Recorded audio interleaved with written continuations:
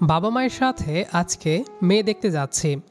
কোন ঘটক নাকি ওনাদেরকে কোন মেয়ের ছবি দেখিয়েছে আর ওনাদের ভালো লাগার সুবাদে আজ দেখতে যাবে। আমি অবশ্য যেতে চাইনি, আমাকে এক প্রকার জোর করেই নেওয়া হচ্ছে। তো কিছুক্ষণ পর পৌঁছালাম মেয়ের বাড়িতে। বাবা মা মেয়ের ছবি দেখলেও আমি দেখিনি, একদম সরাসরি দেখব বলে বিষয়টি এড়িয়ে গেছি। খাওয়া দাওয়া শেষে সোফায় বসে ফোন টিপছি, এমন সময় মেয়েকে নিয়ে আসা হলো।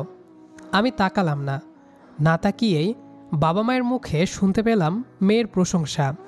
হঠাৎ আম্মু আমাকে ধাক্কা দিয়ে বলল মেয়েকে দেখতে। আমি একটু বিরক্ত হয়ে মেয়েটার দিকে তাকালাম। মেয়েকে দেখে তো আমি 440 ভোল্টের শক খেলাম, কারণ এই মেয়ে আর কেউ নয়, আমার এক্স গার্লফ্রেন্ড নওশিন, যার সাথে আমার 4 বছরের রিলেশান ছিল, সেই ক্লাস 9 থেকে ইন্টার পর্যন্ত। তারপর অনার্সে উঠতেই আমাদের ব্রেকআপ হয়ে যায়। আজ প্রায় 2 বছর পরে আবারও তাকে দেখলাম। আমি নওশিনের দিকে হাঁ করে তাকিয়ে আছি। নওশিনও আমাকে দেখছে, কিন্তু সে স্বাভাবিকভাবেই বসে আছে, যেন আমরা একে অপরকে চিনি না, আমাদের মাঝে কোনো সম্পর্ক ছিল। নওশিনের স্বাভাবিক থাকা দেখে আমি আরও অবাক হয়ে যাই। ওইদিকে বাবা মা বলছেন মেয়ে ওনাদের অনেক পছন্দ হয়েছে, বিয়া করালে আমাকে ওর সাথেই করাবেন। এদিকে আমি কি করব কিছুই বুঝতে পারছিলাম না। এখন যদি বাবা মাকে বলি যে মেয়ে আমার পছন্দ হয়নি, তাহলে 100টা কথা শোনাবে। আর বাবা মাকে কীভাবেই বা বলি যে নওশিন আমার এক্স। বিয়ের কথাবার্তা প্রায় পাকা হয়ে এসেছে। মা একটা আংটি বের করে নওশিনকে পরিয়ে দিলেন। তারপর এই মাসেই বিয়ের তারিখ ঠিক করলেন। বাসায় এসে আমি শুধু ভাবছি নওশিন কেন এই বিয়েতে রাজি হলো, যেখানে আমি নিজে তার সাথে সব কিছু শেষ করেছি। সেখানে 2 বছর পরে আবারও কেন সে আমার জীবনে আসতে চাইছে। আমি বাবা মায়ের দিকে তাকিয়ে কিছুই বলতে পারছি না, কারণ এখন যদি কিছু বলি তাহলে ওনারা অনেক কষ্ট পাবেন। দেখতে দেখতে প্রায় বিয়ের দিন এলো। সব নিয়মমাফিক আমার আর নওশিনের বিয়ে সম্পূর্ণ হলো। রাত 12টা। আমার রুমে বসে নওশিন, যেটা এখন বাসার ঘর নামে পরিচিত। নিজের রুম হওয়া সত্ত্বেও ভেতরে যাওয়ার সাহস পাচ্ছি না। ভেতরে গেলে কি হবে, নওশিন কেমন রিয়্যাক্ট করবে অথবা আমি কেমন রিয়্যাক্ট করব, এসব ভেবেই সময় যাচ্ছে। তারপর কিছুটা সাহস সঞ্চয় করে দরজা ঠেলে ভেতরে গেলাম। ধীরে ধীরে রুমে প্রবেশ করে দরজাটা লাগালাম। তারপর বিছানার দিকে তাকিয়ে দেখি নওশিন সেখানে নেই। আশেপাশে তাকালাম, সেখানেও নেই। আমি যতদূর জানি বাসর ঘরে নতুন বউরা ঘোমটা দিয়ে বিছানায় বসে থাকে, কিন্তু এখানে তো দেখছি এর উল্টো। হঠাৎ ওয়াশরুমের দরজা খোলার আওয়াজ পেলাম। নওশিন ফ্রেশ হয়ে বের হয়েছে। আমাকে দেখে সে কোনো রিয়্যাক্টই করলো না। একটু আগে পরনের লাল বেনারসিটা তার হাতে, সেটা চেঞ্জ করেই একটা পাতলা সিল্কের শাড়ি পরেছে। নওশিন বেনারসিটা বারান্দায় গিয়ে একটা দড়িতে মেলে দিল। তারপর রুমে এসে ড্রেসিং টেবিলের পাশে বসে গরনের সব গহনা খুলতে লাগলো। আমি শুধু দাঁড়িয়ে তার এসব কাণ্ড দেখছি। নওশিন আর চোখে একবার আমার দিকে তাকালো, তারপর মৃদু কণ্ঠে বলল, এভাবে দেখার কি আছে? আগে কি কখনো আমাকে দেখোনি? আমি কি বলবো বুঝতে পেরেও যেন বলতে পারছি না, কথা মুখে স্পষ্ট হচ্ছে না। তারপরও বললাম, হ্যাঁ দেখেছি, তবে এভাবে কখনো দেখিনি। এভাবে বলতে কিভাবে? বউরূপে। নওশিন আমার কথা শুনে একটা তাচ্ছিল্যের হাসি দিল। তারপর বলল, তুমি বইয়ের মানেও বুঝো? মানে? বুঝবো না কেন? না, আমি তো ভেবেছি তুমি শুধু প্রেমিকা বানিয়ে ছেড়েই যেতে পারো। নওশিন এবার আমার দিকে ঘুরে তাকালো। সরি। সরি? সেটা আবার কিসের জন্য?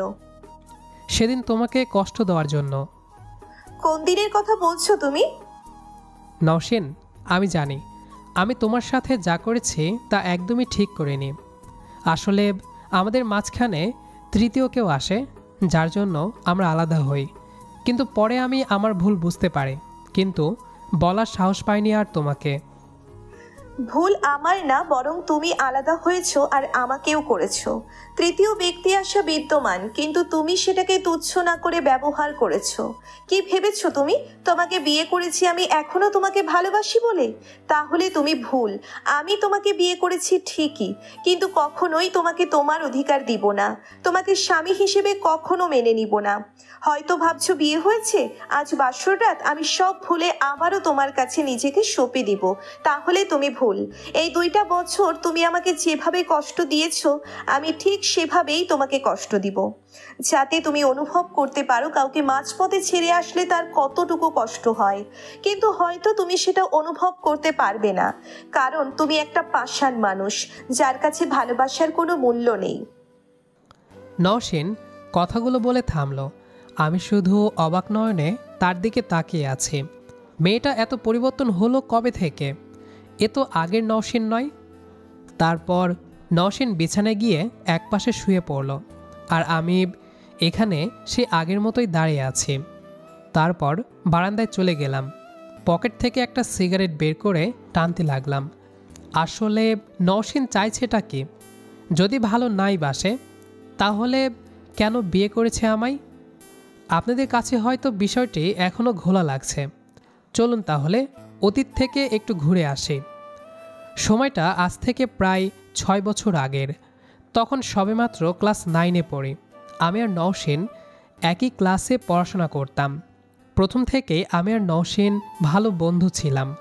তারপর আমার নওশীনকে ভালো লেগে যায়, আর সেটা আমি তাকে বলেও দেই। প্রথমে সে মানা করলেও পরে রাজি হয়ে যায়। শুরু হয় আমাদের প্রেমের যাত্রা। রাগ, অভিমান আর খুনসুটি দিয়েই আমাদের প্রেম চলতে থাকে। দেখতে দেখতে দুজনেই স্কুল শেষ করে কলেজে উঠি। আলহামদুলিল্লাহ, একই কলেজে দুজনে চান্স পেয়ে যাই। আর তারপর আমাদের আরও নতুন নতুন বন্ধু হতে থাকে কলেজে। ভালোই যাচ্ছিল আমাদের রিলেশন। ধীরে ধীরে দুজনেই ঠিক করি যে এইচএসসি দেওয়ার পর দুজনেই দুজনের পরিবারকে জানাবো। কিন্তু তার আগেই ঘটে যায় আমাদের সমাপ্তি। একদিন আমাদের গ্রুপেরই একজন ছেলে নওশীনকে প্রেমের প্রস্তাব দেয়। তখন কেউ জানতো না আমাদের রিলেশনের ব্যাপারে। নওশীন ডিরেক্টলি মানা করে দেয় যে সে এসব রিলেশনে যাবে না। পরবর্তীতে ওই ছেলেটা খোঁজ নিয়ে জানতে পারে যে আমার আর নওশীনের রিলেশন চলছে, আর তারপর থেকেই সে ষড়যন্ত্র শুরু করে কিভাবে আমার আর নওশীনের বিচ্ছেদ ঘটানো যায়, আর শেষ পর্যন্ত সে সেটাতে সফলও হয়। সেদিন ছিল শেষ টেক্সট এক্সাম হল থেকে বের হতেই নাহিদ আমাকে ডেকে একটা জায়গায় নিয়ে গেল। নাহিদ হচ্ছে সেই ছেলেটা যে নওশীনকে পছন্দ করে। আমি যেতে না চাইলেও সে জোর করে যাওয়ার জন্য। তার কথা মতো তার সাথে কলেজের পেছনের পুকুর পাড়ে যাই। সেখানে গিয়ে যা দেখি তা দেখে তো আমার চক্ষু চড়ক গাছ। দেখলাম পুকুর পাড়ে একটা ছেলে আর মেয়ে বসে আছে। মেয়েটা ছেলের কাঁধে মাথা রেখে বসে আছে। মনে হচ্ছে যেন বসে বসেই মেয়েটা ঝিমোচ্ছে, কিন্তু কোনো নড়াচড়া করছে না। চেহারা না দেখলেও স্পষ্ট বুঝতে পারলাম এটা নওশীনই। আমি ঘৃণা আর অভিমানে সেদিন ওখান থেকে চলে আসি।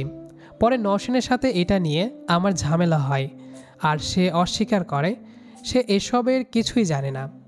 যার কারণে আমি আরও রেগে যাই এবং শেষমেশ সম্পর্ক শেষ করে দেই। তারপর থেকেই নওশীনের সাথে আমার আর যোগাযোগ হয়নি। সে কোন ভার্সিটিতে ভর্তি হয়েছে সেটাও আমার অজানা। পরবর্তীতে ভার্সিটির এক জুনিয়রের কাছ থেকে জানতে পারি যে নাহিদ আমার আর নওশীনের সম্পর্ক শেষ করার জন্য মিথ্যে নাটক সাজিয়েছে। পরে নাহিদকে এ নিয়ে অনেক জোরাজুরি করলে সে সেটা স্বীকার করে যে নওশীনকে অজ্ঞান করে ওই দিন ওইভাবে বসিয়ে রেখেছিল। ওই দিনই সেটা ধরা পড়ত, কিন্তু আমি অতিরিক্ত রাগের কারণে সেখান থেকে চলে আসি। তারপরই নওশীনের সাথে ঝগড়া করি। এসব কিছু জানার পর আমি প্রায় পাগলের মতো নওশীনকে খুঁজেছি। ও যেই বাসায় থাকতো সেখানে গিয়েছি। যাওয়ার পর জানতে পারি তারা নাকি বাসা ছেড়ে দিয়েছে। নাম্বারে কল দিয়েছি অনেকবার, কিন্তু প্রতিবারই নাম্বার বন্ধ এসেছে। তারপর আর কোনোভাবেই সম্ভব হয়নি নওশিনকে পাওয়া। কিন্তু এখন হঠাৎ করে সে একটা ঝড়ের মতো আমার জীবনে চলে আসলো, তারপরও আবার বউ হয়ে। তো এই ছিল অতীত। এবার বর্তমানে আসা যাক। হাতের সিগারেটটা প্রায় শেষ, তবুও হাতে নিয়ে বসে আছি। তখনই হঠাৎ ভেতর থেকে কারো কাশির আওয়াজ কানে আসলো। স্পষ্ট বুঝতে পারলাম এইটা নওশিনের আওয়াজ।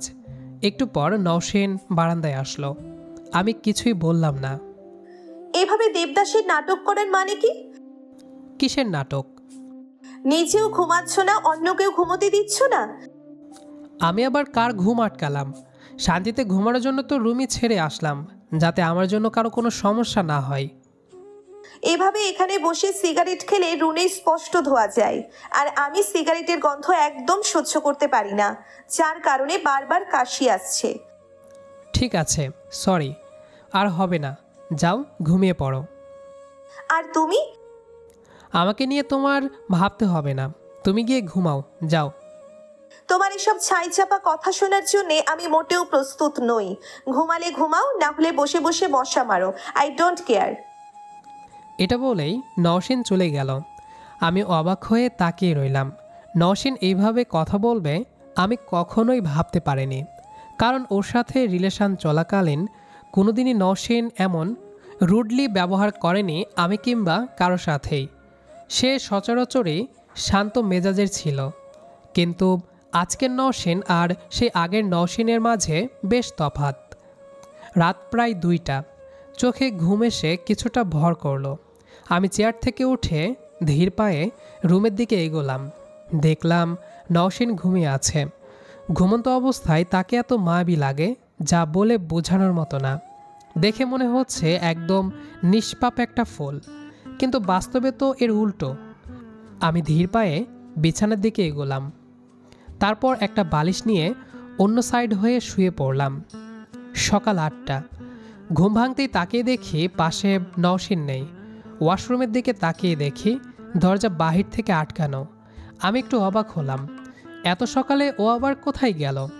উঠে দরজা ঠেলে বারান্দায় দেখলাম সেখানেও নেই।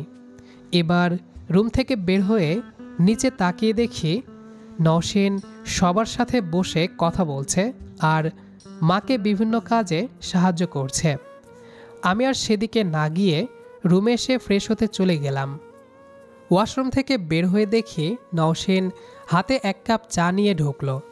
টেবিলে রেখে রুম থেকে বের হয়ে যাবে এমন সময় আমি নওশিনের হাতটা ধরে ফেললাম।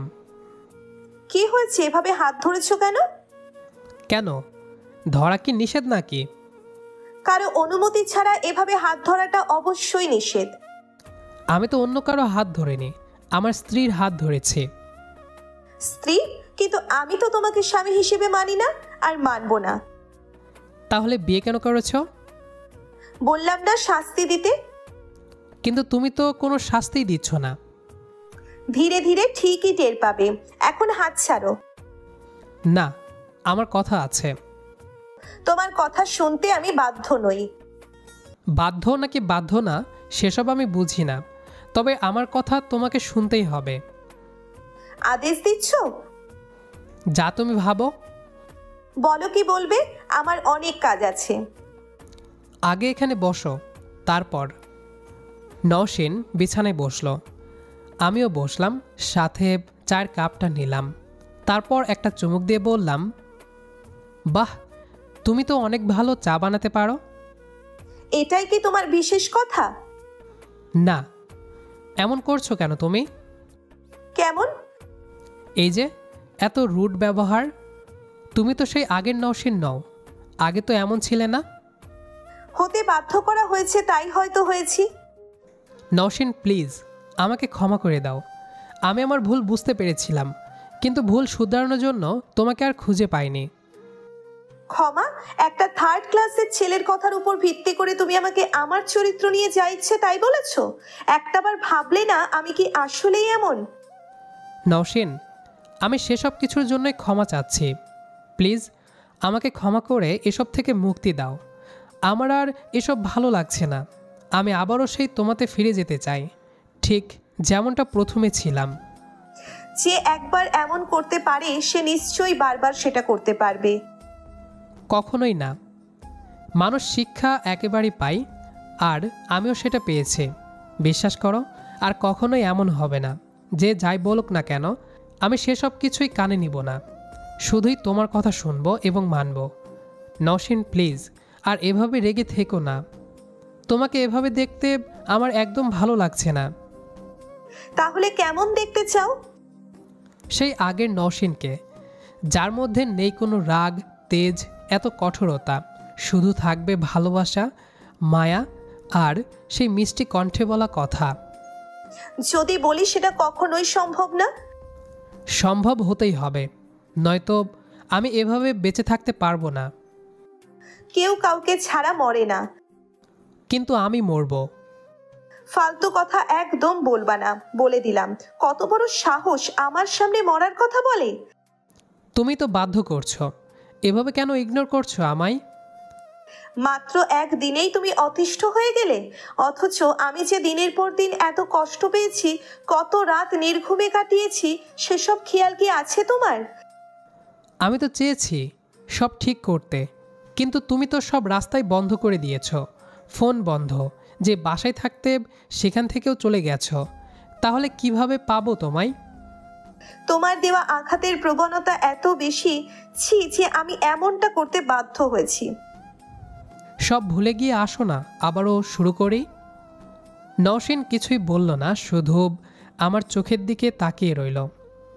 বিশ্বাস করো নওশিন, আর কখনো তোমাকে ছেড়ে যাব না। তুমি যেতে চাইলেও যেতে দিব না। তোমাকে অনেক আগলে রাখবো, অনেক ভালোবাসবো। তারপরও প্লিজ তুমি এভাবে আমাকে ইগনোর করো না। আমি আগেও যেমন তোমার ইগনোর সহ্য করতে পারতাম না, ঠিক এখনও পারবো না। প্লিজ সব ভুলে যাও। কথা দিচ্ছি, তুমি যেমনটা চাইবে ঠিক তেমনটাই হবে। আর যদি না হয়? তাহলে যা শাস্তি দেবে তা মাথা পেতে নেব। নওশিন এবার আমার কথায় হেসে ফেলল। এবার মনে হচ্ছে এটা যেন সেই নওশিন যার হাসি দেখলে আমার পুরোটা দিন ভালো কাটত। নওশিন হাসতে হাসতে বলল, ভাবিনি এত সহজে তুমি আমাকে গলিয়ে ফেলবে। ঠিক আগের মতোই আছো, ভুল করলেও নানান কথা বলে সব ভুলিয়ে দাও। সত্যি এটা ভেবেই বিয়ে করেছিলাম যে তোমাকে চালাবো, কিন্তু তুমি আর তা হতে দিলে না। আমি এবার মুচকি হেসে নওশিনের কাছে গেলাম। ওর দিকে একদৃষ্টিতে তাকিয়ে রইলাম। কি ব্যাপার, এভাবে কাছে আসছো কেন? একটু ছাড় দিয়েছি বলে কি মাথায় উঠে গেছো? যেটা তুমি বুঝো। আমি নওশিনকে ধরে হালকা হ্যাঁচকা টান দিলাম। নওশিন টাল সামলাতে না পেরে আমার বুকে এসে পড়ল। তারপর ঝাঝালো কণ্ঠে বলল, এই সমস্যা কি তোমার? আমার আবার কি সমস্যা হবে? এমন করছো কেন? কেমন করছি? ন্যাকা সাজা হচ্ছে তাই না? আমাকে টাচ করার অধিকার কোথায় পেলে তুমি? যখন থেকে 3 কবুল বলেছি তখন থেকেই। তারপরও অনেক দেরি করে ফেলেছি। খবরদার, আমার পারমিশন ছাড়া আমার ধারে কাছেও আসার চেষ্টা করবে না। আর যদি আসি? দেখো, এবার কিন্তু তুমি অনেক বেশি বাড়াবাড়ি করছো। হ্যাঁ, আমি তো তা অস্বীকার করছি না। এখন তুমি কি করবে সেটা বলো। তুলে একটা আছাড় মারবো। তাই নাকি? দেখি তো তোমার কত শক্তি হয়েছে যে আমাকে তুলে আছাড় মারবে। নাও ওঠো। আমার কথাই নওশিন বোকা বনে গেল। কি করবে বা কি বলবে কিছুই বুঝতে পারছে না। তারপর আমাকে একটা ধাক্কা দিয়ে দৌড়ে রুম থেকে বের হয়ে গেল। ওর এরকম কাণ্ডে আমি হাসতে হাসতে প্রায় পড়ে যাওয়ার অবস্থা। দুপুরে খাওয়া দাওয়া শেষে সব কিছু গুছিয়ে নওশিন রুমে এলো। আমি তখন ল্যাপটপে কাজ করছিলাম। হঠাৎ দেখলাম নওশিন শাড়ির আঁচল ঠিক করছে। চুলের খোপাটাও প্রায় আধ খোলা। দেখতে যে কি সুন্দর লাগছে তা বলে বোঝানোর মতো না। আমি আস্তে করে বিছানা থেকে নেমে নওশিনের কাছে গেলাম। তারপর পেছন থেকে ওকে জড়িয়ে ধরলাম। হঠাৎ জড়িয়ে ধরাই নওশিন একটু কেঁপে উঠল। কে? আমি? এত ভয় পাওয়ার কি আছে? আমি ব্যতীত তোমাকে অন্য কেউ ছোঁয়ার সাহস নেই। সেটা পরে, আগে এটা বলো তোমাকে কেই বা সাহস দিয়েছে আমাকে ছোঁয়ার? আমার বউ। কি আমি? আমি কখন বলেছি তোমায়? আমি কখন তোমার কথা বললাম? আমি তো আমার বউয়ের কথা বলেছি। তোমার বউ তো আমি, তাহলে আমি কখন বললাম? যাক, অবশেষে তাহলে তুমি স্বীকার করলে যে তুমি আমার বউ। মোটেই না, আমি এখনো এসব মানি না। তুমি মানলেই কি আর না মানলেই কি, আমি তো মানি। এই বলে আমি নওশিনের গালে একটা চুমু দিলাম। এই তুমি কিন্তু এখন বাড়াবাড়ি করছো। হ্যাঁ, তো কি করবে শুনি? মামলা করব তোমার নামে। কিসের মামলা? এই যে জোর করে আমার পারমিশন না নিয়ে তুমি আমাকে টাচ করছো। তাই নাকি? তাহলে দিও মামলা, আমার কোনো সমস্যা নেই।